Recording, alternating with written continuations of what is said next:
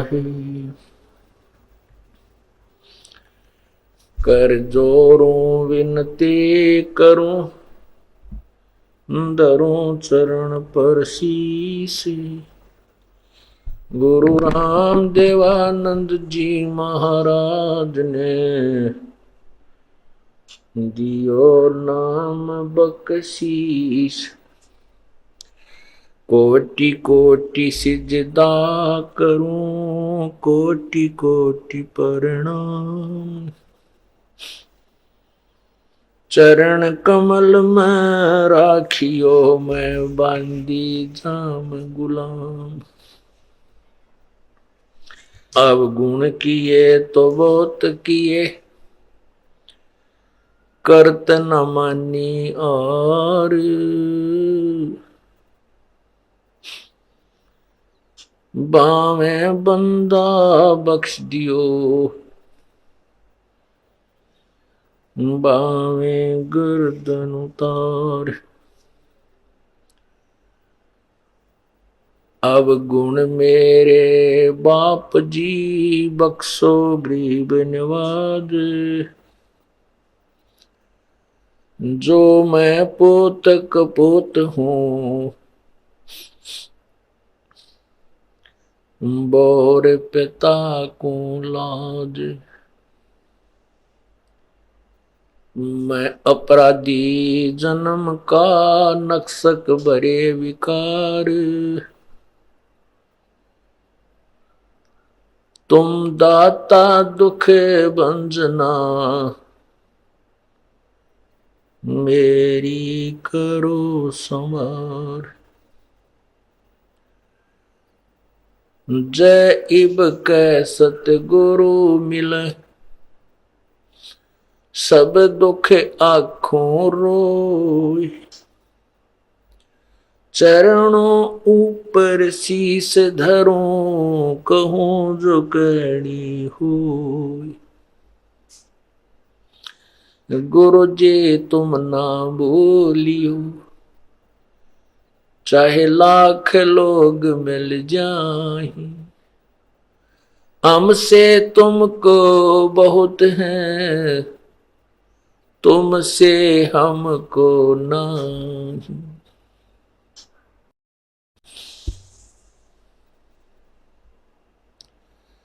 तुम्हारे विसारे क्या बने,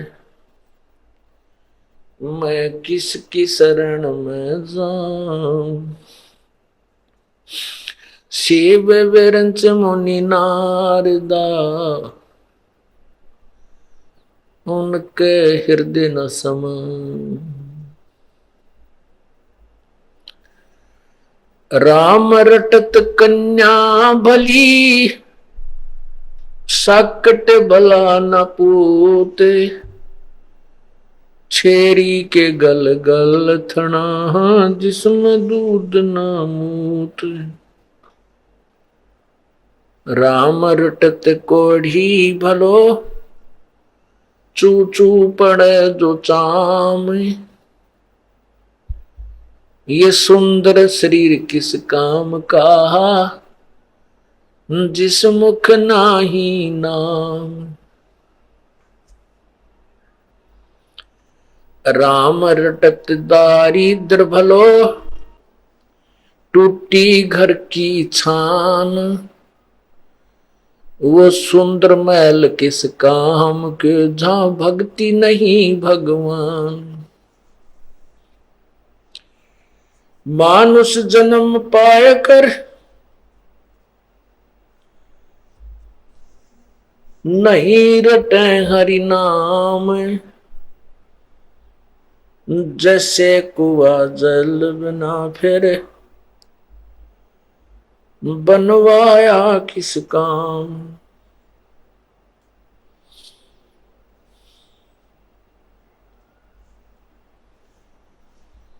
लूट सको तो लूटियो, राम नाम की लूट। पीछे फिर पछताओगे, प्राण जाएंगे छूट।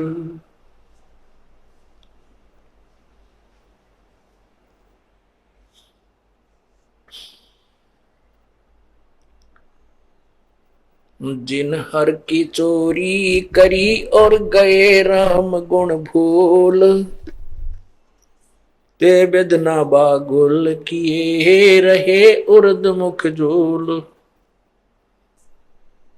मानुष जन्म दुर्लभ है भाई मिले न बारंबार, जैसे तरवर से पत्ता टूट गिरे वो बहुर न लगता डार। परम पिता परमात्मा सारी सृष्टि के रचनहार,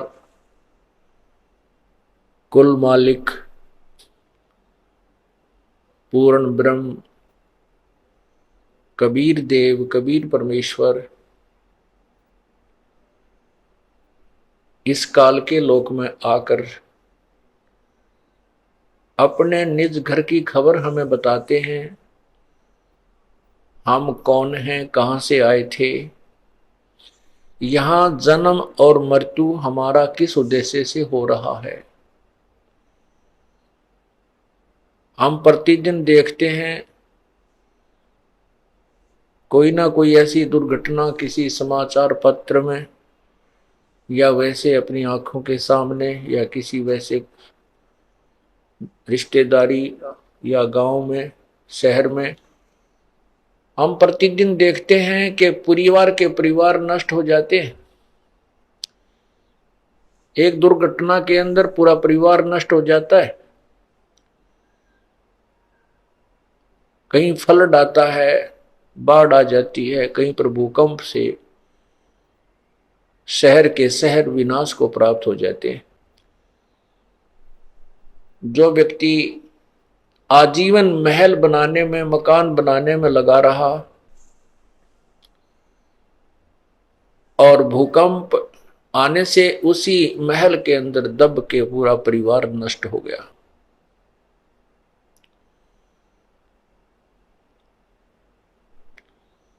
एक व्यक्ति घर से चलता है किसी विशेष काम के लिए और वापस उसी दिन आने की चेष्टा करता है। कोई विशेष काम है घर पे और रात्रि को वापस आना अति आवश्यक है। नाइट सर्विस से आने की चेष्टा करता है, इतनी भागो दौड़ करनी पड़ती है और एक्सीडेंट में दुर्घटना को प्राप्त होकर मृत्यु को प्राप्त हो जाता है। उस समय तो इतना भी समय नहीं था कि रात को ना पहुंचकर सुबह आ जाऊं, इतनी शीघ्रता लगी हुई थी कि काम बिगड़ जाएगा, मेरा कार्य खराब हो जाएगा, मेरा बिजनेस में कोई नुकसान हो जाएगा या मेरी कोई सर्विस में दिक्कत आ जाएगी, और फिर शरीर ही नहीं रहा। ये क्या कारण है, ऐसा क्यों है? हमारे को किसने ऐसा विवश किया हुआ है कि हम इतने बिजी कर रखे, हम इतने व्यस्त कर रखे और एक पल के बाद पता नहीं कहां के कहां जा मरेंगे, कहां हमारा विनाश होगा और उसके पश्चात क्या होगा।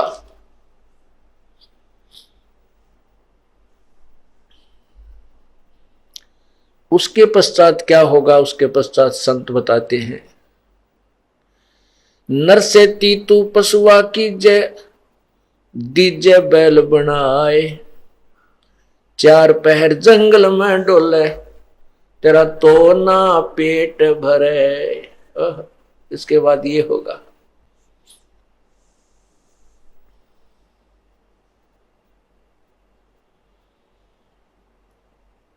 इसके पीछे किसका हाथ है कि जो हमें इतना विवश किए हुए है? यहां पर कोई भी वस्तु, आप कोई भी व्यवस्था देख लीजिए, जीव के बस से बाहर है। संतान उत्पत्ति करना यह जीव के बस की बात नहीं है कि ना करे। इस काल भगवान ने अपने स्वार्थवश, अपनी उदर पूर्ति के लिए ये संसार जितने भी प्राणी हैं इनकी उत्पत्ति वो अपनी उदर पूर्ति के लिए, और साथ में जो इसको साप लगा हुआ है कि 25% प्रतिदिन एक्स्ट्रा जीव उत्पन्न होते हैं, उनको ठिकाने लगाने के लिए और कर्मों का दंड भुगतवाने के लिए 84 लाख योनियों की व्यवस्था कर दी। इसको ये चिंता बनी रहती है कि कोई प्राणी तेरे लोक से निकल ना जाए और तुझे 1 लाख मानव शरीरधारी प्राणी प्रतिदिन खाने को ना मिले। आप देखिएगा,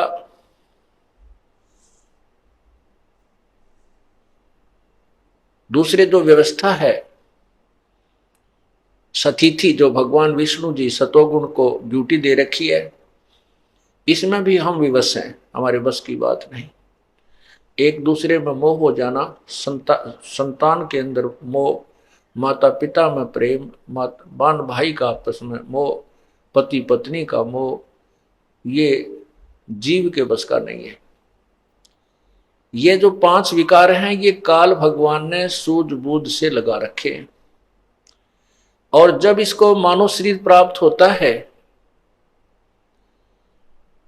जब इस प्राणी को मानव शरीर प्राप्त होता है, उस समय यह काल और ज्यादा सतर्क हो जाता है, ये ज्योति निरंजन ब्रह्म सतर्क हो जाता है कि अब इसको ज्यादा ही व्यस्त कर दूं, कहीं ये भक्ति ना कर, यथार्थ भक्ति ना कर ले। गलत भक्ति करता है, करता रहे, शास्त्र विरुद्ध साधना कितनी कर ले, हजारों वर्ष बैठा रहे, मौन रहे, कितनी ही जो है ना मेहनत करता रहे, उसमें इसको नो ऑब्जेक्शन।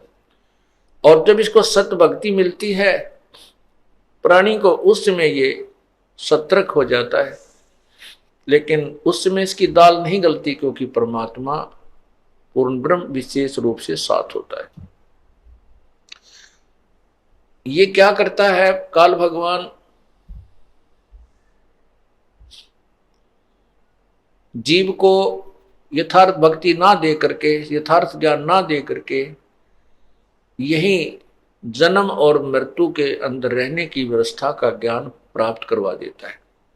कुछ आकाशवाणी कर देता है जो शास्त्र विरुद्ध साधना होती है, और ये भोली आत्माएं जो तत्व ज्ञान से अपरिचित है, ये उस आकाशवाणी जो काल करता है, 21 ब्रह्मांड का ये मालिक है, उस आकाशवाणी को परमात्मा की आकाशवाणी मान करके ये उसको स्वीकार कर लेते हैं। जैसे देवी पुराण में लिखा है कि ब्रह्मा जी कहता है कि मैं जब सचेत हुआ, जब मैं होश में आया, मैं कमल के फूल पर विराजमान था, युवा अवस्था थी, और मुझे नहीं मालूम मैं कहां से उत्पन्न हो गया, मेरा उत्पन्न करने वाला कौन है। उसमें मैंने उस कमल के फूल के नीचे उतरकर डंठल को पकड़ के नीचे उतरा, उस जल का और छोर मुझे कहीं नहीं मिला, वापस आकर के कमल के फूल पर ही बैठ गया। मैं विचार करने लगा कि मैं यहां किस लिए उत्पन्न हुआ हूं, मेरा क्या कार्य है। उसी समय आकाशवाणी हुई कि तप करो, तप करो। तो मैंने 1000 वर्ष तक तप किया। उसके बाद आकाशवाणी हुई कि सृष्टि करो।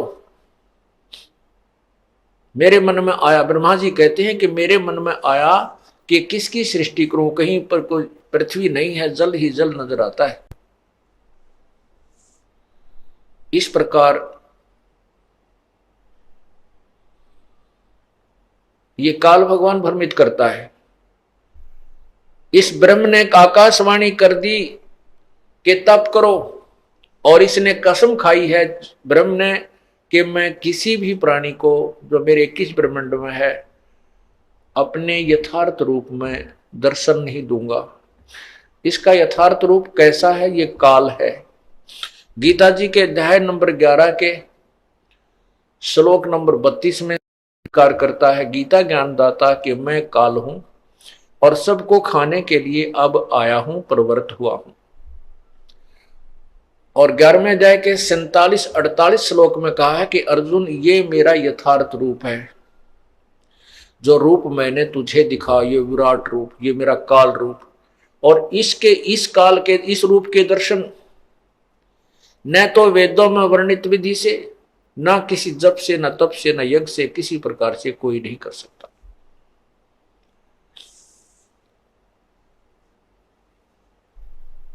इससे एक बात तो यह सिद्ध हुई कि वेदों में वर्णित विधि से प्रभु प्राप्ति नहीं हो सकती।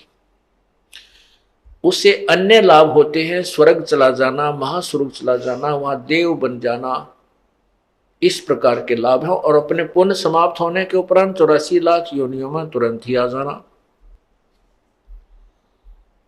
ये उसकी साधना के लाभ हैं।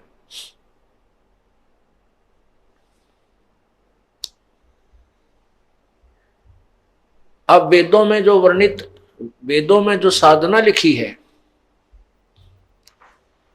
वो साधना हठ योग नहीं है। किसी भी शास्त्र में जो प्रमाणित शास्त्र है, वेदों में गीता जी चारों पवित्र वेदों का सारांश है।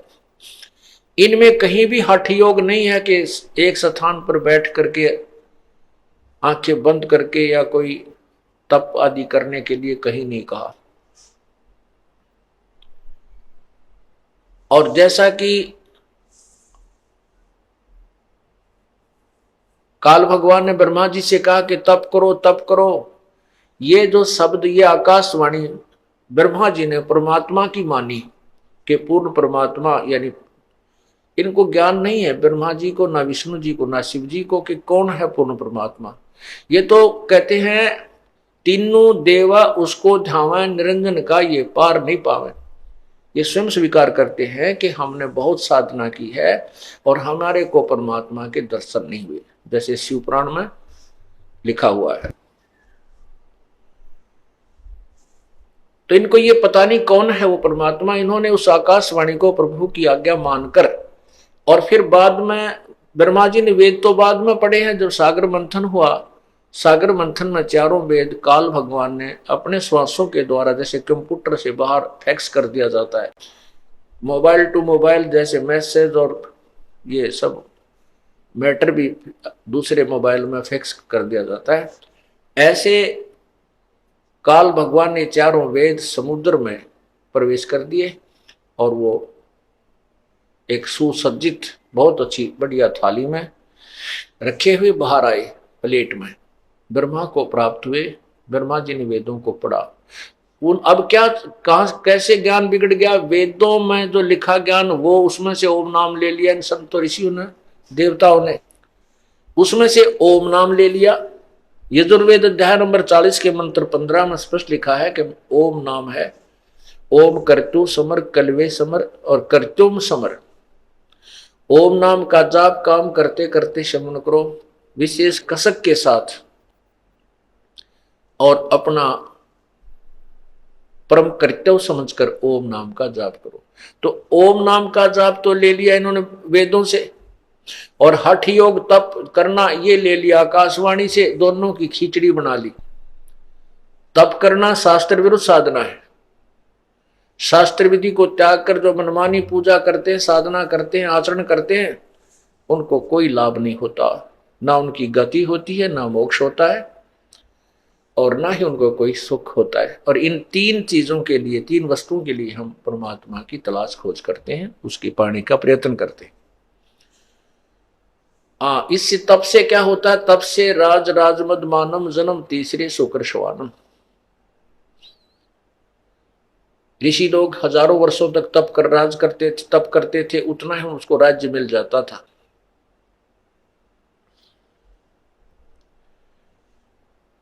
एक प्रियव्रत नाम का राजा था, एक प्रियव्रत नाम का व्यक्ति था। उसने 11 अरब वर्ष तक तप किया। उसको उस तप के प्रतिफल में उतना ही समय तक शासन मिल गया, वो राजा रहा। जब वो अपने 11 अरब वर्ष के राज्य को भोग कर मरने लगा, जब पार्षद यानी यम के दूत उसे लेने आए, धर्मराज के दूत उसे लेने आए, तब उसको कहा कि चल प्रियव्रत, तेरा समय पूरा हो गया। ओए होए। तब प्रियव्रत कहता है कि मुझे कुछ और समय दे दो, मुझे कुछ और समय दे दो। तब उन दूतों ने कहा कि नहीं, तेरे लिए अब इससे आगे कोई श्वास भी देने का हुक्म नहीं है। उठा ले गए, धर्मराज के पास पेश कर दिए। वो धर्मराय ने पूछा कि प्रियव्रत, 11 अरब वर्ष तक तूने राज्य तप किया और 11 अरब वर्ष तक तूने अपना राज्य भोग लिया। अब बता, कुछ कमा के लाया के खाली आया? तब प्रियव्रत कहता है, महाराज खाली आया, कुछ नहीं लाया। फिर धर्मराज ने कहा कि इसको गधे की जूनी दो, गधे की योनि मत डाल दो, इसका काला मुंह करो। तब उसने, प्रियव्रत ने कहा, मेरा काला मुंह क्यों कीजिए है? धर्मराज ने कहा कि 11 अरब वर्ष तक तूने तप किया, उसके बदले में राज ले लिया, भगवान की भक्ति करी नहीं, इसलिए तेरा काला मुंह किया जा रहा है और गधे की जूनी में तुझे डाला जा रहा है। तब प्रियव्रत कहता है, भूल हुई, बहुत गलती बनी। तो धर्मराज ने कहा, अब तो बनगी भाई, फिर संभलना। एक काना कर्ण तपस्वी था, उसने 22 लाख वर्ष तक तप किया, इतने ही वर्ष तक राज्य किया। उसको 22 वर्ष तक तप किया, 22 लाख वर्ष तक तप किया। फिर उसके लिए विमान आया लेने के लिए। अब चलो, तुम याद किए हो, धर्मराज दरबार में चलो। उसको इतना अभिमान हो गया था कि मेरे जैसा जाजुल तप किसी ने नहीं किया होगा।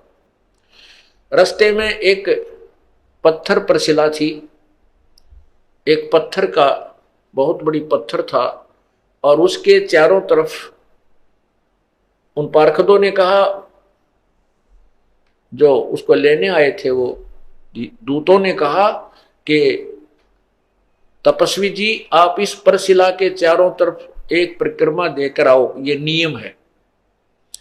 अब वो काना कर्ण तपस्वी उस परशिला के चारों तरफ चलने लगा। उसने देखा वैसे ऐसे 18 करोड़ काने कर्ण अपना नाम लिख गए हुए थे, मैंने वर्ष तप किया, मैंने इतने लाखों वर्ष तप किया। तब उस काने कर्ण ने के मन में ये आई कर, तेरे से एक जादुल तपस्वी है, तेरा तप तो कुछ भी नहीं। एक उसका विमान तोड़ा। फिर धर्मराज के दरबार में जब गया, धर्मराज ने कहा, न्यायाधीश ने कहा कि भाई तपस्वी जी,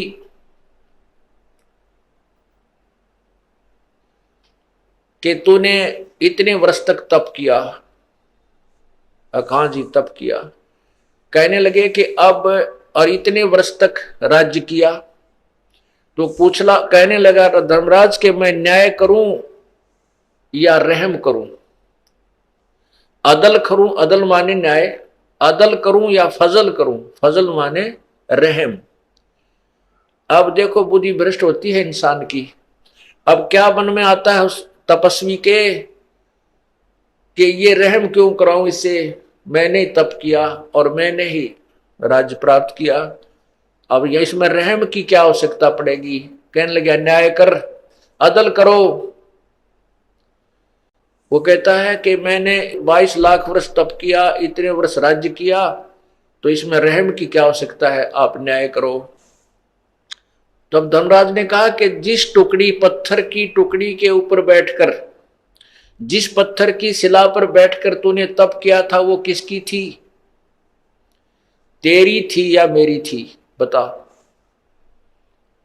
अब वो ये कहे कि मेरी थी, तो धर्मराज कहता कि लाया क्यों नहीं, फिर उसने अपनी साथ में तेरी थी। तो तब उसने कहा, वो तो महाराज आपकी थी। तो भाई मेरी उस टुकड़ी का अब तू किराया दे मुझे। उस टुकड़ी को 22 लाख वर्ष तक अपने सिर पर रख, तब न्याय होगा।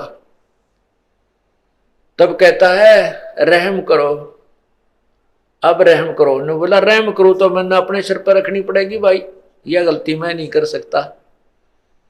उसको सरप बना दिया और 22 लाख वर्ष तक वो मरता रहा, जीता रहा, और उस टुकड़ी के नीचे उसका वास रहा। तो पुण्यात्माओं, ये तत्व ज्ञान हमें प्राप्त नहीं हुआ था। हम इन ऋषि महर्षियों को और तपस्वियों को, सिद्धों को, छोटे मोटे चमत्कार दिखाने वालों को एक परम संत मान बैठे थे। डंब करें डूंगर चढ़े अंदर झीनी झोल, जग जाने बंदगी करें ये बोवे सूल बबूल। डंब माने पाखंड करते हैं, दंभ करते हैं। कैसे करते हैं? ऊंचे स्थान पर बैठ जाते हैं, ऊंचे से टीले पर जाकर बहुत दूर से सबको दिखाई दे तपस्वी बैठा है, दुनिया जावे मत्था टेके और वाह वाह का पात्र बने। भोली जनता तो ये समझती है कि बड़ा तपस्वी है, बड़ा साधक है, बंदगी कर रहा है, भक्ति कर रहा है।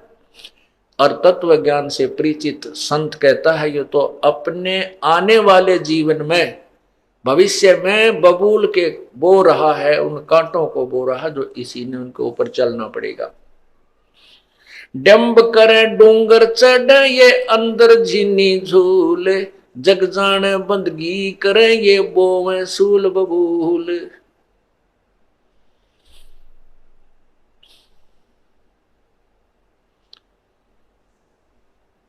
पुण्यात्माओं, ये काल यही चाहता है कि ये प्राणी गलत साधना करे और मेरे जाल में जीवे और मरे। बस कुछ अनजान लोग कहते हैं भाई परमात्मा की भक्ति तो तब बनती है जब इंसान पूर्ण रूप से काम, क्रोध, मोह, लोभ, अहंकार से रहित हो जाए, तब योग युक्त हुआ जाता है। योग युक्त का अर्थ होता है भक्ति में लीन, परमात्मा से संबंध हो सकता है किस समय? जब काम, क्रोध, मोह, लोभ, अहंकार समाप्त हो जाए। तो उसके विषय में बताते हैं, कहते हैं कुरंग, कुरंग, पतंग, मरंग और सरंगा। कुरंग, पतंग, भरंग और सरंगा, इंद्री एक ठग्योतिस अंगा, और तुमरे संग पांचों प्रकाशा, योग युगत की झूठी आशा। क्या बताना चाहते हैं कि जो व्यक्ति हट करके अपनी इंद्रियों का दमन करने की चेष्टा करता है, कहते हैं वो व्यर्थ में अपने प्रयत्न कर रहा है। ये तो ज्ञान से और परमात्मा के उस एंटीबायोटिक मंत्र से, सतनाम से जो सांस का सिमरन है, उससे ये नर्म होंगे, ये कम होंगे, ये डाइल्यूट होंगे। और जिस तरीके से आप प्रयत्न करने की चेष्टा कर रहे हो, हठ योग करके, तपस्या करके इंद्रियों का दमन करना चाहते हो, कभी नहीं हो सकती। विकार मरे मत जानियो जो भूबड़ में आग। जैसे क्या बताते हैं कि कुरंग, कुरंग कहते हिरण को, मृग, उसमें एक कान का विषय होता है, अर्थात वो सुरीली आवाज के ऊपर आसक्त हो जाता है। और शिकारी जो हिरण पकड़ने वाले होते हैं, शिकारी, वो क्या करते हैं, एक जो यंत्र से, एक वादक यंत्र, बाजे में एक ऐसी आवाज निकालते हैं जो मृग को पसंद होती है, और उस शब्द के कारण इतना विवश हो जाता है, वो इतना जो है लाचार हो जाता है कि अपने आप जिस साइड से वो धुन आ रही है शब्द की, उसकी तरफ चल पड़ता है। ऐसे और शिकारी के पास आकर के ऐसे मुख रख देता है उस वादक यंत्र के पास में, और ऐसे ऐसे बैठ जाता है, और वो शिकारी उसको पकड़ के बांध लेता है और मार के अपना आहार करता है। वो मृग के बस की बात नहीं है कि वो उधर खिंचा ना चला जाए। फिर सपर्श, कुरंग, मतंग, बरंग और श्रृंगा। कुरंग, मतंग, अब मतंग कहते हाथी को। हाथी के अंदर सपर्श अर्थात काम वासना रजोगुण अत्यधिक होता है, और हाथी पकड़ने वाले क्या करते हैं, एक हथनी को ट्रेंड कर लेते हैं और एक जंगल में एक गड्ढा, लंबा चौड़ा गड्ढा खोद देते हैं, उसके ऊपर छत देते थे पतली पतली लकड़ियों की, और उसके ऊपर फूस डाल करके, मिट्टी डाल करके और घास डाल देते हैं। ऐसा कर देते हैं जैसे अलग से पहचान नजर नहीं आती कि यहाँ कोई गड्ढा है उस पर छत दी हुई। और उस ट्रेंड की हुई उस प्रशिक्षित हथनी को हाथियों के झुंड में छोड़ दिया जाता है। वो सीधी ट्रेंड होती है, सीधी वहां पहुंच जाती है और वहां हाथियों से स्पर्श करती है, अर्थात उनके शरीर से शरीर अपना टच करती है, उनको वासना के लिए प्रेरित कर देती है। और जब हाथी उसकी तरफ चलते हैं तो वो आगे आगे भाग लेती है। हाथियों के 4, 5, 6, 7, 8 जितने भी होते हैं वो उसके पीछे पीछे चल पड़ते हैं। वो हथनी सीधी उस साइड में आती है जहां से वो गई थी अपने पैरों पद चिन्हों के साथ साथ, और वो सीधी आती है, हाथी उसके पीछे भाग रहे होते हैं। वो ट्रेंड होती है कि वो एक बार उस गड्ढे से थोड़ा सा उल्टा होकर के ऐसे घूमती है, फिर दूर से हट के फिर उसी साइड पर भाग लेती है। तो हाथी इधर ना जाकर के सीधे ही उसके पीछे उस वासना वसंधे होकर के दौड़ते हैं, और वो गड्ढे में गद्दाए गद 4, 5 कट्ठे फिट हो जाते हैं उसमें। और फिर वो चिंगाड़ मार मार कर रोते हैं गड्ढे में गिर जाने के उपरांत। और जब वो बिल्कुल चिल्ला चिल्लू के, फिर वो बाकी हाथी भाग जाते हैं डर के, तो वो वहां चिल्ला चिल्लू के अपना नितान खूब बिल्कुल सेट हो जाते हैं। जब उनको ऊपर बैठ के वो हाथी पकड़ने वाले अंकुश ठोकते हैं बुरी तरह, उनको बिल्कुल वहीं से सेट करके जब बाहर निकालते हैं, आगे गड्ढा खोद करके बाहर निकाल दिया जाता है। और फिर क्या करते हैं, उन हाथियों को गांव गांव में शहर शहर में ले जाकर उसको एक अपना जो है ना सवारी बना लेते हैं और उससे रोजी रोटी कमाते। सारी उम्र के लिए फंस गया, एक वासना के कारण सारी उम्र के लिए परवश हो गया। फिर बताते हैं रूप, शब्द स्पर्श रूप रस गंध। रूप जैसे पतंगे होते हैं और दीपक के जग रहा है उसके ऊपर आकर के वो इतने विवश हैं, इतने आसक्त हैं उस रूप के ऊपर, वो पतंग उस दीपक को एक अच्छी वस्तु जानकर उसके ऊपर गिर जाते हैं और गिरते ही मर जाते हैं। उस रूप के ऊपर आसक्ता उसको कितनी महंगी पड़ी, अपने जीवन से हाथ धो बैठा।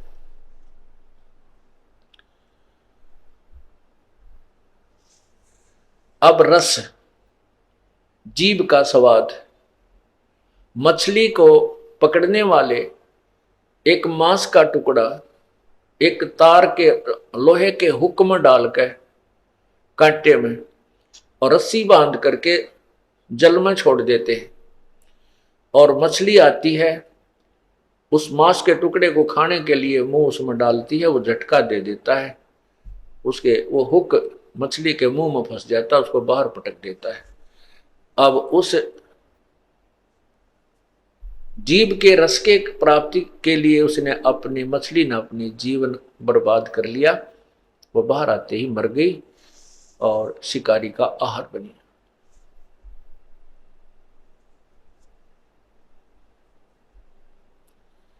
अब गंध, महक, इसके लिए भंवरा विवश होता है, भंवरा, और वो फूल पर बैठ जाता है और शाम के समय वो इतना वो आसक्त होता है कि उस पर उठा नहीं जाता उस सुगंध को छोड़कर, और वो फूल बंद हो जाता है, भंवरा वहीं पर मर जाता है रात्रि में। कहते हैं शब्द सप्रस रूप रस गंध, क्या बताते हैं कि कुरंग मतंग पतंग भरंग और सरंगा है, इंद्री एक अठ्ठ्योतीस अंगा, तुमरे संग पांचों प्रकाशा, और ये योग युगत की भाई झूठी आशा। ये तुम्हारी बनावटी बातें, तुम्हारे साथ तो ये पांचों विकार इकट्ठे ला रखे और उनमें एक एक विकार के कारण उन प्राणियों की जान चली गई, वो नहीं हट सके, उनको नहीं त्याग सके, वो इतने विवश हैं, और आपके साथ तो काल ने पांचों जोड़ दिए। ये योग युगत की झूठी आशा। कहते हैं विकार मरे मत जानियो जो भूबल में आग, जैसे राख के अंदर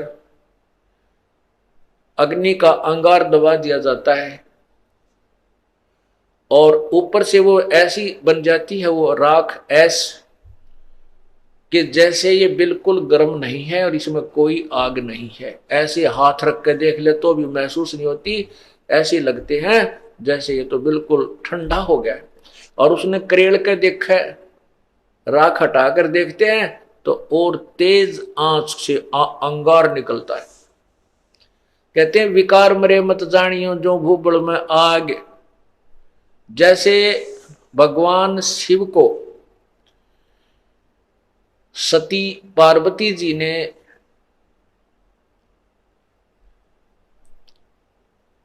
धोखा दे दिया, जैसा कि उन्होंने माना, कैसे कि श्री रामचंद्र जी सीता वियोग में जब सीता का अपहरण हो चुका था तो रामचंद्र जी बहुत बुरी तरह पछाड़ खा खा कर रो रहे थे, डकरा रहे थे, पशुओं से पक्षियों से पूछ रहे थे मेरी सीता देखी, मेरी सीता देखी, कहाँ गई, किसने। तो ऊपर से भगवान शिव और पार्वती बैठे थे, भगवान शिव ने उनको प्रणाम किया श्री रामचंद्र जी को। पार्वती ने कहा कि आप किसको प्रणाम कर रहे हो, आप तो महादेवों के देव हो। तो उसने कहा कि ये सामने भगवान विष्णु अवतार हैं, ये मेरे बड़े भाई हैं, उनको प्रणाम कर रहा हूं। वो कहने लगी ये भगवान है? कहा ये भगवान है। पार्वती बोली कि मैं नहीं मानू, भगवान और रो रहा है, भगवान रोते हैं कभी? तो भगवान शिव ने कहा कि इनकी पत्नी ये लीला करने आए हुए हैं, इनका यहाँ ऐसे ऐसे जन्म है और इनकी पत्नी को कोई उठा ले गया है, उसके वियोग में रो रहे हैं, सीता के वियोग। तो पार्वती जी के मन में ये बात आई कि मैं इनकी परीक्षा लूंगी। भगवान शिव से कहा कि मैं श्री रामचंद्र जी की परीक्षा लूंगी, मैं सीता रूप बनाऊंगी, इनके सामने जाऊंगी, यदि मुझे पहचान लेंगे मैं पार्वती हूं तो मैं इन्हें भगवान मान दूंगी, अन्यथा नहीं। भगवान शिव ने कहा कि यह गलती मत कीजिए, तुम मेरे काम की नहीं रहेगी। तब तो उन्होंने कह दिया अच्छा जी मैं नहीं परीक्षा लूंगी, लेकिन भगवान शिव का इधर उधर होते ही उसने तुरंत सीता रूप बनाया और श्री रामचंद्र जी के सामने पहुंच गए। तब रामचंद्र जी ने कहा कि हे दक्ष पुत्री, आप यहां कैसे आए, भगवान शिव को कहां छोड़ आए? बड़ी शर्मिंदा हुई और कहा कि आप सचमुच भगवान हो, प्रभु हो, आपने मुझे पहचान लिया। पुण्यात्माओं यहां पर देखना, गीता जी में लिखा है तीसरे 7वें अध्याय के 9 से 10 श्लोक में, 9-10 श्लोक में कि मैं विद्वानों का विद्वान और मैं जो है ना बलवानों का बलवान बल और बुद्धिमानों की बुद्धि ये मेरे हाथ में है। जैसे श्री रामचंद्र जी को अपनी पत्नी के विषय में तो पता नहीं, उसको कौन उठा ले गया, और सीता को पहचान लिया ना, उस क्या नाम है, पार्वती जी को पहचान लिया कि तू सीता नहीं है, पार्वती है। ये ऐसा ये क्या कहानी है। अब पहले तो ये संत ऋषि जन कह दिया करते तो लीला कर रहे थे, या क्या लीला थी भाई, ये कोई नाटक कर रहे थे कि भाई ऐसे करना ही था, बुरा हाल हो रहा है, रो रहे हैं, नहीं, ये काल के हाथ में रिमोट है। जब चाहे ब्रह्मा विष्णु महेश सभी प्राणियों की बुद्धि को ऑफ कर देता है, जब चाहे ऑन कर देता है। भगवान राम की बुद्धि ऑफ कर रखी थी, और जब पार्वती परीक्षा लेने गई तो उसकी बुद्धि को ऑन कर दिया काल ने, इस ब्रह्म ने, जो ब्रह्मा विष्णु महेश के पिता हैं। और उधर से जब महाभारत के युद्ध में अर्जुन को शक्ति दे दी, और ना जाने कितने सैनिकों की हत्या कर डाली उसने, और वही अर्जुन, वही धनुष, जब भगवान श्री कृष्ण जी की मृत्यु के उपरांत और यादवों का जो पूरा द्वारका ही नष्ट हो गई थी, पूरा कुल नष्ट हो गया था, उसके बाद श्री अर्जुन जो है गोपनियों को और भगवान श्री कृष्ण जी की 16,000 रानियों को लेकर के आ रहा था। रास्ते में जंगली लोगों ने अर्जुन को पीटा और सभी औरतों के गहने छीन ले गए, लूट लिया उनको, और कुछ एक औरतों को भी अपने साथ ले गए। अर्जुन का हाथ भी ना उठा, वही धनुष था, वही अर्जुन था। तब अर्जुन रोता है कि ये कृष्ण बड़ा छलिया था, इसने हमारे साथ धोखा ही धोखा किया। जब हमारे से पाप करवाना था, जब मुझे शक्ति दे दी, और आज मैं खड़ा खड़ा पिट रहा हूं, वही अर्जुन हूं और वही बाण है, आज मेरे से बाण उठाया भी नहीं जा रहा है, मेरी शक्ति कहाँ गई। परमात्मा बंदी छोड़, कबीर साहब कहते हैं, जो तुम्हें सबको नचा रहा उसका तो तुम्हें पता नहीं, श्री कृष्ण छलिया नहीं था, ये तो वो काल था जो इनको सबको नचा रहा है। अब उधर से भगवान श्री शिव जी को पता चला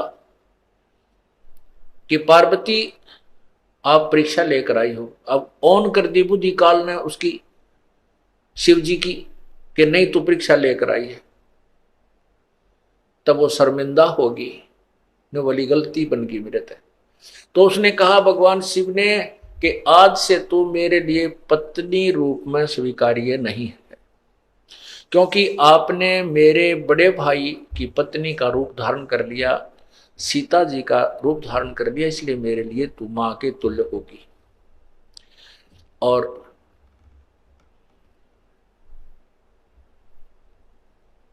उससे बोलना, बातें करना बंद कर दिया। पार्वती ने 1 दिन देखा, 2 दिन देखा, 10 दिन देखा, कि फिर वो जान गई कि पक्का हट कर दिया, अब ये नहीं बोलेगा, इसलिए क्यों ना कुछ दिन अपने मायके चली जाऊं, कुछ दिन में ठीक हो जाएंगे ये। अब मायके गई तो वहां क्या देखा,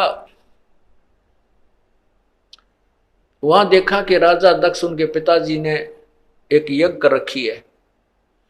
उस यज्ञ में सभी को आमंत्रित किया है, ब्रह्मा को, विष्णु को, लेकिन शिव को नहीं बुलाया, अन्य देवता भी बुला रखे। इस बात से उसने जाकर के अपने माता पिता से कहा कि आपने अपने दामाद शिव को क्यों नहीं आमंत्रित किया, हमें क्यों नहीं बुलाया।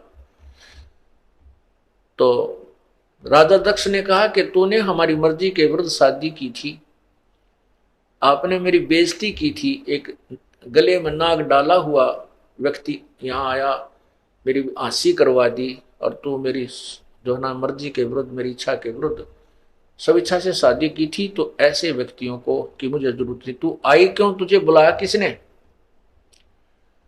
इससे क्षुब्ध होकर के उधर से देखा कि श्री भगवान शंकर मेरे से बात नहीं करेंगे। दोनों तरफ से हिसाब ला करके पार्वती ने सोचा कि राजा दक्ष को भी मजा चखाती हूं, इसकी यज्ञ को नष्ट करवाती हूं, भ्रष्ट करती हूं, हवन कुंड, बहुत बड़े बड़े हवन कुंड, उसमें नरी लकड़ी घेर कर ऊपर तो ये सभा सभा करनी है, चारों तरफ बैठ जा करते, राजा की यज्ञ करते थे, डूंडा ठा देते, कौन सा गर्ते डालना था, तो नरा घी घेरो थे, पूरा भट्ट बड़ा था। तो पार्वती जी ने उसके अंदर छलांग लगा दी, अपना जीवन लीला समाप्त कर दी, आत्महत्या कर ली। उधर से जब श्री शंकर जी को पता चला, भगवान शिव को पता चला, तो वो आए और राजा दक्ष का सिर काट दिया। उधर से फिर उसको एक बकरे का सिर लगा दिया। काफी प्रार्थना से लंबी कहानी है। हम जो जो विषय अपना आज सब्जेक्ट है, हम उसी पर चलते हैं, आज का जो सत्संग का विषय है। उसके बाद क्या होता है कि भगवान श्री शिव जी ने देखा कि पार्वती कहाँ है, कौन से कुंड में गिरी है, तो उन्होंने उसमें गिरते ही उन तुरंत ही उसको, अधजली सी वह जल गई थी लेकिन कंकाल शेष रह गए थे, उसको बाहर निकाल दिया था, बाहर पड़ी थी वो हड्डियां, अस्थियां शीघ्र ही बाहर निकाल दिया था, लेकिन वो जल चुकी थी, समाप्त हो गई थी, अस्थि अस्थि शेष थी। तो भगवान शिव जी ने उस पार्वती जी की, सती जी की उस अस्थियों को पार्वती समझ के इतना मोह, ओए होए, काम क्रोध मोह लोभ अहंकार, लोभ मोह, ये मोह प्रमाण देते हैं मोह कितना प्रबल होता है। भगवान शिव ने उस पार्वती के कंकाल को, हड्डियों को सीने से लगाया ऐसे, और 10,000 वर्ष तक उनको लिए फिरता रहा जंगल में, इधर उधर, उसको पार्वती समझ के। ऐसे पागलों जैसा हाल हो गया भगवान शिव का। तब कहते हैं भगवान विष्णु ने सुदर्शन चक्कर मार के और पार्वती जी के कंकाल के टुकड़े टुकड़े किए, कि जब ये टुकड़े टुकड़े नष्ट नहीं होगा शरीर, तब तक भगवान शिव का मोह इससे भंग नहीं होगा। तो जहां पर आंख गिरी, वहां जहां आंखों वाले स्थान गिरा हड्डी थी, वो तो नैना देवी बना दिया मंदिर। जहां पर धड़ गिरी, वहां पर वैष्णो देवी का मंदिर बना दिया। ऐसे ये मंदिरों की स्थापना हुई। अब इसमें काफी सत्संग में बहुत सा निर्णय आपको मिलेगा। अब जैसे नैना देवी का मंदिर क्यों बना, वैष्णो देवी का मंदिर कैसे बना, जहां पर भगवान शिव के, पार्वती जी के जो अस्थियां थी, उसका धड़ गिरा था नीचे का हिस्सा, उसको वहीं पर जमीन में गाड़ कर अंतिम संस्कार किया गया, और उसके ऊपर एक यादगार बना दी, गुंबद सा बना दिया, कि आने वाले समय में ये यादगार बनी रहे कि भगवान शिव की ने ऐसी लीला की थी, पार्वती ऐसे हुआ था, और उसकी यहाँ पर ये धड़ को अंतिम संस्कार किया गया था। जहां नैन पड़ी, वहां पर नैना देवी का भी इसी प्रकार यादगार बनाई थी कि आने वाले समय में कहीं ऐतिहासिक बातों को कोई जुटला ना दे। अब उसकी पूजाएं शुरू होगी। वो एक मात्र यादगार है, वहां पूजा करने से कोई लाभ नहीं होता। अब क्या होता है, अब भगवान शिव का वो मोह भंग हुआ कि तू तो अस्थियां लिया फिर रहा था, ये तो पार्वती नहीं थी। फिर उसके मन में आया कि देख तेरे साथ कैसी समस्या ही, कि एक वासना तेरे अंदर, जो काम रूप है, जो काम तेरे अंदर है, वासना है, स्त्री की इच्छा जो है, इसके कारण ही तो मैंने विवाह किया, और विवाह किया तो मेरे साथ धोखा किया, पार्वती ने मेरे से झूठ बोला, और पीछे से जाकर उसने सीता का रूप बना। मैं सबसे प्रिय समझता था इसको कि ये मेरे सामने कभी झूठ नहीं बोलती, उसने मुझे धोखा दे दिया। तो क्यों ना ऐसा यत्न करूं कि मैं अपने इस विषय वासनाओं को, अपने रजोगुण को, अपने काम को समाप्त कर दूं, तपस्या करके मुझे भविष्य में स्त्री की आवश्यकता ही ना पड़े। इस उद्देश्य से भगवान शिव ने 88,000 वर्ष तक तपस्या की, और कहते हैं कामदेव को नष्ट कर दिया। ये काल बड़ा चाल है, चालबाज है।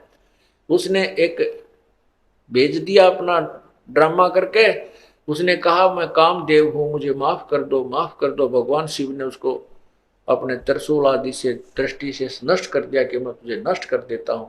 अब भगवान शिव जी ने सोचा ले कट गया रोग, कामदेव न मर गया, अब तू निश्चिंत हुआ। अब कुछ वर्षों के बाद काल भगवान को याद आई बात। कुछ वर्षों के बाद काल भगवान के मन में आया कि इस प्रकार जैसे आज भगवान इस शिव ने साधना करके और ये मान लिया है कि मैंने अपनी वासनाओं को नष्ट कर दिया, आने वाले समय में इसकी देखा देखी और भी कोई ना कोई ऐसे बैठ जाएंगे, और ये ऐसे बैठने लगे तो तेरा काम बंद हो जाएगा, क्योंकि संतान उत्पत्ति होगी नहीं, तू खाएगा कहां से। इसको ये चिंता और लगी रहती है। उसी समय रिमोट से, क्योंकि 21 ब्रह्मांड के जितने भी प्राणी हैं और जिनके हेड ऑफ द डिपार्टमेंट से, उन सब के रिमोट इसके हाथ में। तो इसने उसी समय अपने प्रेरणा से शंकर भगवान के मन में ये प्रेरणा पैदा कर दी कि कहते हैं जब सागर मंथन हुआ था तीसरी बार, उसमें एक अमृत का कलश निकला था, एक मदिरा का कलश निकला था। राक्षसों ने अमृत का कलश ले लिया था और भगवान विष्णु ने एक मोहनी, एक स्त्री का, सुंदर स्त्री का रूप बना करके और राक्षसों को अपनी तरफ आकर्षित करके, धोखा दे करके वो कलश बदल दिया था। शराब का तो उनको दे दिया था, अमृत का उठा लाए थे। तो उनके मन में आती है, भगवान शंकर के मन में ये आई कि उस समय भगवान विष्णु लड़की के रूप में, स्त्री के रूप में कितने सुंदर लग रहे होंगे। आज मैं चल के उनके पास, विष्णु जी के पास चल के उनसे प्रार्थना करता हूं कि आप अपना वो रूप बनाइए, दिखाइए मुझे जो आपने सागर मंथन के समय राक्षसों को धोखा देने के लिए बनाया था, स्त्री रूप बनाइए। क्योंकि उस समय मैंने विष को ग्रहण कर लिया था और मुझे नशा बन गया था, मैं नहीं देख पाया था। इतना विचार करके भगवान शंकर जी विष्णु जी के द्वार पर जाकर बैठ गए। आओ भगत हुई, प्रणाम हुआ, पूछा कैसे आना हुआ महादेव। तब भगवान शिव ने कहा कि भगवान आज मैं आपके पास एक विशेष कार्य से आया हूं। मैंने सुना है कि आपने जब राक्षसों से वो अमृत का कलश छीना, वापस लिया और मदिरा का उनको दिया, तो आपने स्त्री रूप बनाया था और मैं उसको देख नहीं सका क्योंकि मैंने वो विष ग्रहण कर लिया था। आज मैं आपका वो रूप देखना चाहता हूं, मुझे एक बार वो स्त्री रूप बनाकर दिखाइए। अब भगवान विष्णु जी कहने लगे भोलेनाथ, वो तो कोई मजबूरी थी, कोई समय था, अब बता मुझे शर्म नहीं आओगी, मैं लड़की बन के खड़ा हूं तेरे सामने। भगवान शिव जी कहने लगे मैं बैठ गया आपके द्वार पर और जब तक मुझे रूप नहीं दिखाओगे मैं नहीं जाऊं। भगवान विष्णु को पता था कि ये भगवान तो भाई 88,000 वर्ष तक तप करके आए और यहां बैठ गया, ये उठे कोई ना मन माने 10,000 वर्ष तक, तो इससे भी पीछा छुटवाना आवश्यक है। ऐसे बात बूत करके, मजाक मजूक करके और घर अपने महल की तरफ चले गए। भगवान बैठो भोलेनाथ अभी आता हूं मैं। तो वहां से अंतर्ध्यान होकर के भगवान शिव अकेले बैठे थे बाहर बरंडे में और सामने बहुत सुंदर बाग था, वन था। थोड़ी सी दूरी पर भगवान विष्णु ने सुंदर लड़की का रूप बनाया, अर्धनग्न शरीर उसका, और भगवान शिव ने इधर देखा, कोई नहीं देख रहा है तो उठकर चल भाग लिए उस लड़की के पीछे। और भगवान शिव जी, विष्णु जी जो स्त्री रूप में था, वो थोड़ा सा और माड़ी सी स्पीड पकड़ के आगे को चलने लगे। आखिर में भगवान शिव ने दौड़ के उसका हाथ पकड़ दिया। तब तक भगवान शिव की बहुत बुरी हालत हो चुकी थी, जो यहाँ वर्णन भी नहीं की जा सकती, उनके इतिहास में लिखा है। उसी समय भगवान विष्णु जी ने अपने विष्णु रूप बना लिया। जब उनके मुंह की तरफ देखकर ये सती थी, तो भगवान विष्णु ने कहा कि ऐसे मूर्ख बनाया था जैसे आपको बना दिया, राक्षसों को मैंने ऐसे मूर्ख बनाया था। अब यहां परमात्मा क्या कहना चाहते हैं बंदी छोड़ कबीर साहब जी? कहते हैं जैसे अग्न काष्ट के माही है व्यापक पर दिखे नाही, ऐसे कामदेव पर चंडा व्यापक सकल दीप नौखंडा। जैसे लकड़ी में आग है लेकिन दिखाई नहीं देती, और जब इसको तिल्ली लगाई जाएगी तो ये अग्नि रूप धारण कर लेगी। कहते हैं जैसे अग्नि काष्ट के माही है व्यापक पर दिख नाही, ऐसे काम देव पर चंडा और व्यापक सकल दीप नौखंडा। विकार मरे मत जानियो जो भूबल में आग, इसका तरीका ही दूसरा है। इसको विकारों को नष्ट करने का जो काम क्रोध मोह लोभ अहंकार रूपी शब्द सप्रस रूप रसगंध आदि हैं, इनको नष्ट किसी हठ योग या क्रिया से नहीं किया जा सकता। इससे तो ये सिर्फ एक कुछ समय के लिए ऐसा लगेगा जैसे भूबल में आग होगी हो, ऊपर राख ठंडी हो जाती है लेकिन अंदर चौकी तो विद्यमान रहती है। इसका तरीका है ज्ञान प्रथम, ज्ञान के बाद फिर सिमरण, जो श्वास का सिमरण है, इन विकारों को बिल्कुल धीरे धीरे नष्ट कर डालता है।